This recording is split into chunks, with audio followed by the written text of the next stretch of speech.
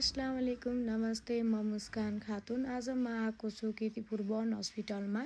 कीर्तिपुर वन हस्पिटलमा चाहिँ जलन सम्बन्धितहरूको चाहिँ धेरै ट्रिटमेन्ट हुँदो रहेको छ र म आज आसिया खातुनलाई भेट्न आएको हुँ। ऊ पनि वन पेसेन्ट नै हो।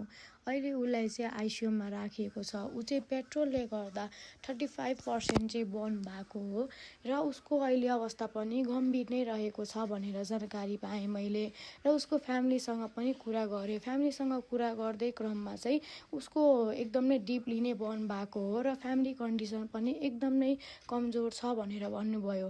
त्यसै गरी नै यस नारायण माध्यमिक विद्यालयबाट केही रकम जुटाएर चाहिँ मैले उहाँहरूको लागि चाहिँ सपोर्टहरू लिएर आइरहेको छु।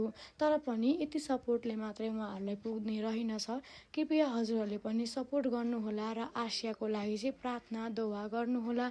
म पनि आसियाको लागि चाहिँ धेरै भन्दा प्रार्थना गरिरहेको छु। आसिया छिटो निको होस् र राम्रो होस् भन्न चाहन्छु।